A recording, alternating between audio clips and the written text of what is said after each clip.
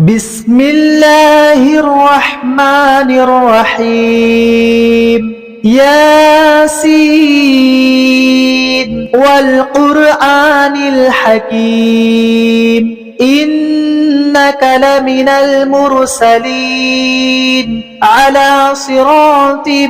مستقيم تنزيل العزيز الرحيم لتنذر قوما ما أنذر آباؤهم فهم غافلون لقد حق القول على أكثرهم فهم لا يؤمنون إنا جعلنا في أعناقهم أغلالا فهي إلى الأذقان فهم مقمحون وجعلنا من بين أيديهم سدا ومن خلفهم سدا فأغشيناهم فهم لا يبصرون وسواء عليهم أنذرتهم أم لم تنذرهم لا يؤمنون إنما تنذر من اتبع الذكر وخشي الرحمن بالغيب فبشره بمغفرة وأجر كريم إنا نحن نحيي الموتى ونكتب ما قدموا وآثارهم وكل شيء أحصيناه في إمام مبين واضرب لهم مثلا أصحاب القرية إذ جاءها المرسلون إذ أرسلنا إليهم اثنين فكذبوهما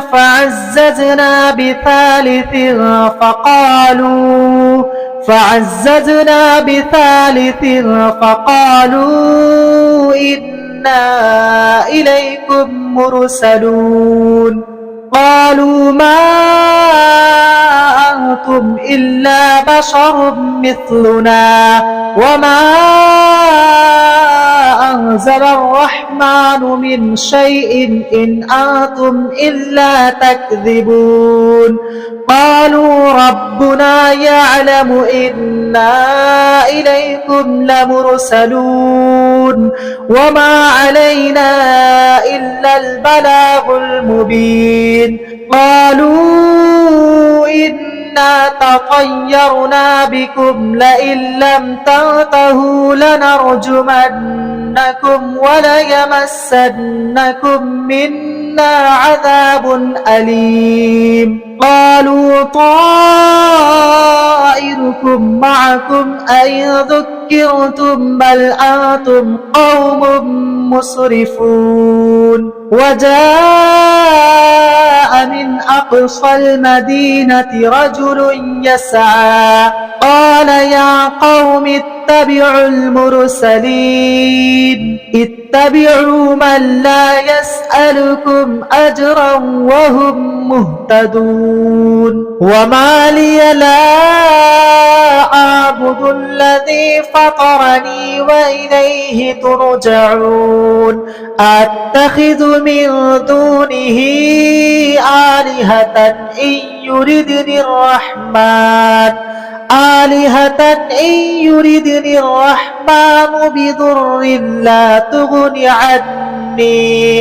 بضر لا تغني عني شفاعتهم شيئا ولا ينقذون إني إذا لفي ضلال مبين إني آمنت بربكم فاسمعون قيل ادخل الجنة قال يا ليت قومي يعلمون بما غفر لي ربي وجعلني من المكرمين وما أنزلنا على قومه من بعده من جود من السماء وما كنا منزلين إن كانت إلا صيحة واحدة فإذا هم خامدون يا حسرة على العباد ما يأتيهم من رسول إلا كانوا به يستهزئون ألم يروا كم أهلكنا قبلهم من القرون أنهم إليهم لا يرجعون وإن كل لما جميع لدينا محضرون وآية لهم الأرض الميتة أحييناها وأخرجنا منها حبا فمنه يأكلون وجعلنا فيها جنات من نخيل وأعناب وفجرنا فيها من العيون ليأكلوا من ثمره وما عملته أيديهم أفلا يشكرون سبحان الذي خلق الأزواج كلها مما تنبت الأرض ومن أنفسهم ومما لا يعلمون وآية لهم الليل نسلخ منه النهار فإذا هم مظلمون والشمس تجري لمستقر لها ذلك تقدير العزيز العليم والقمر قدرناه منازل حتى عاد كالعجون القديم لا الشمس ينبغي لها أن تدرك القمر ولا الليل سابق النهار وكل في فلك يسبحون وآية لهم أنا حملنا ذريتهم في الفلك المشحون وخلقنا لهم من مثله ما يركبون وإن نشأ نغرقهم فلا صريخ لهم ولا هم ينقذون إلا رحمة منا ومتاعا إلى حين وإذا قيل لهم اتقوا ما بين أيديكم وما خلفكم لعلكم ترحمون وما تأتيهم من آية من آيات ربهم إلا كانوا عنها معرضين وإذا قيل لهم أنفقوا مما رزقكم الله قال الذين كفروا للذين آمنوا أنطعم من لو يشاء الله أطعمه إن أنتم إلا في ضلال مبين ويقولون متى هذا الوعد إن كنتم صادقين ما ينظرون إلا صيحة واحدة تأخذهم وهم يخصمون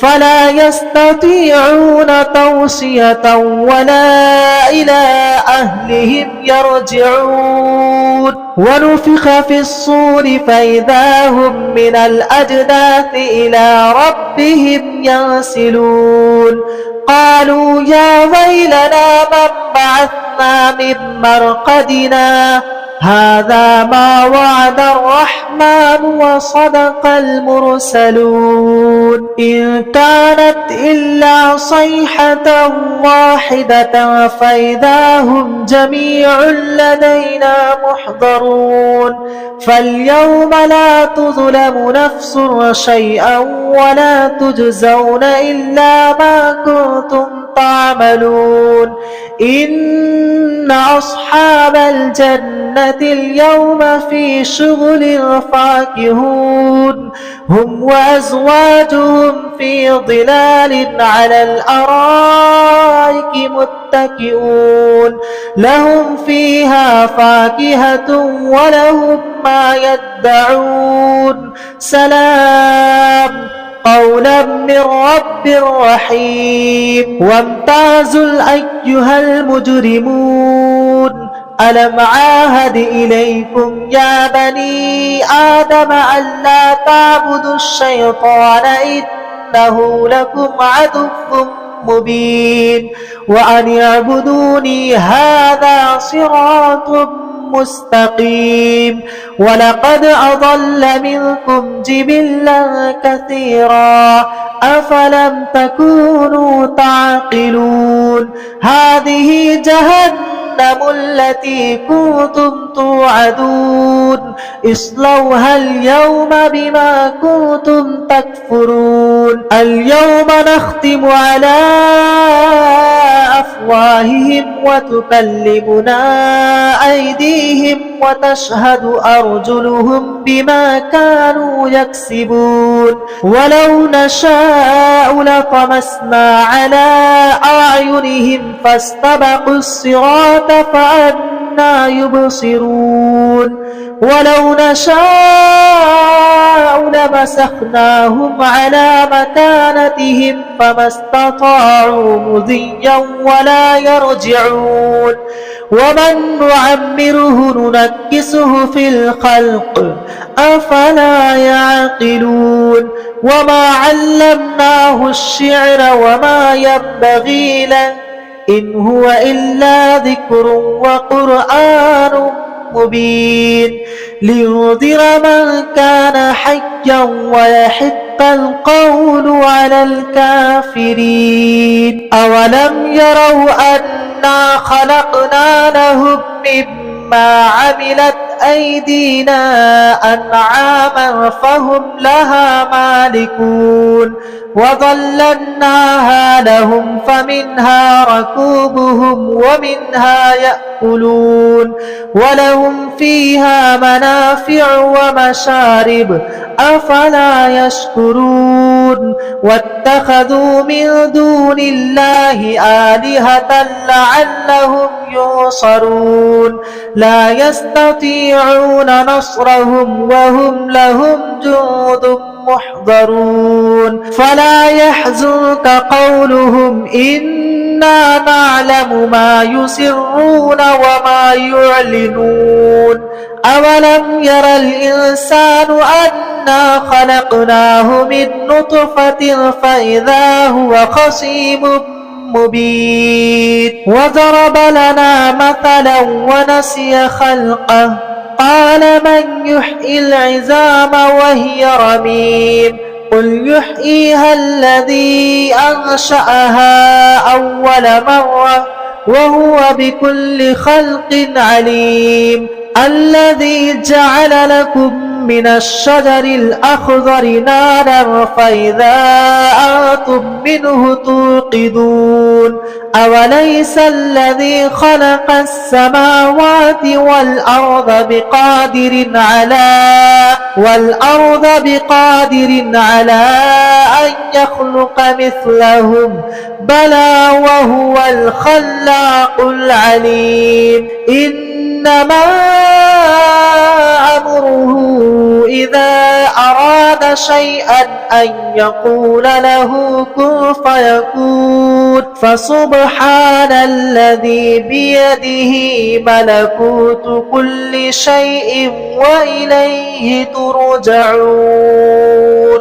بسم الله الرحمن الرحيم الرحمن علم القرآن خلق الإنسان علمه البيان الشمس والقمر بحسبان والنجم والشجر يسجدان والسماء رفعها ووضع الميزان ألا تطغوا في الميزان وأقيموا الوزن بالقسط ولا تخسروا الميزان والأرض وضعها للأنام فيها فاكهة والنخل ذات الأكمام والحب ذو العصف والريحان فبأي آلاء ربكما تكذبان خلق الإنسان من صلصال كالفخار وخلق الجان من مارج من نار فبأي آلاء ربكما تكذبان رب المشرقين ورب المغربين فبأي آلاء ربكما تكذبان مرج البحرين يلتقيان بينهما برزخ لا يبغيان فبأي آلاء ربكما تكذبان يخرج منهما اللؤلؤ والمرجان فبأي آلاء ربكما تكذبان وله الجوار المنشآت في البحر كالأعلام فبأي آلاء ربكما تكذبان كل من عليها فان ويبقى وجه ربك ذو الجلال والإكرام فبأي آلاء ربكما تكذبان يسأله من في السماوات والأرض كل يوم هو في شأن فبأي آلاء ربكما تكذبان سنفرغ لكم أيها الثقلان فبأي آلاء ربكما تكذبان يا معشر الجن والإنس إن استطعتم أن تنفذوا من أقطار السماوات والأرض فانفذوا لا تنفذون إلا بسلطان فبأي آلاء ربكما تكذبان يرسل عليكما شواظ من نار ونحاس فلا تنتصران فبأي آلاء ربكما تكذبان فإذا انشقت السماء فكانت وردة كالدهان فبأي آلاء ربكما تكذبان فيومئذ لا يسأل عن ذنبه إنس ولا جان فبأي آلاء ربكما تكذبان يعرف المجرمون بسيماهم فيؤخذ بالنواسي والأقدام فبأي آلاء ربكما تكذبان هذه جهنم التي يكذب بها المجرمون يطوفون بينها وبين حميم آن فبأي آلاء ربكما تكذبان ولمن خاف مقام ربه جنتان فبأي آلاء ربكما تكذبان ذواتا أفنان فبأي آلاء ربكما تكذبان فيهما عينان تجريان فبأي آلاء ربكما تكذبان فيهما من كل فاكهة زوجان فبأي آلاء ربكما تكذبان متكئين على فرش بطائنها من استبرق وجنى الجنتين دان فبأي آلاء ربكما تكذبان فيهن قاصرات الطرف لم يطمثهن إنس قبلهم ولا جان فبأي آلاء ربكما تكذبان كأنهن الياقوت والمرجان فبأي آلاء ربكما تكذبان هل جزاء إحسان إلا إحسان فبأي آلاء ربكما تكذبان ومن دونهما جنتان فبأي آلاء ربكما تكذبان مدهامتان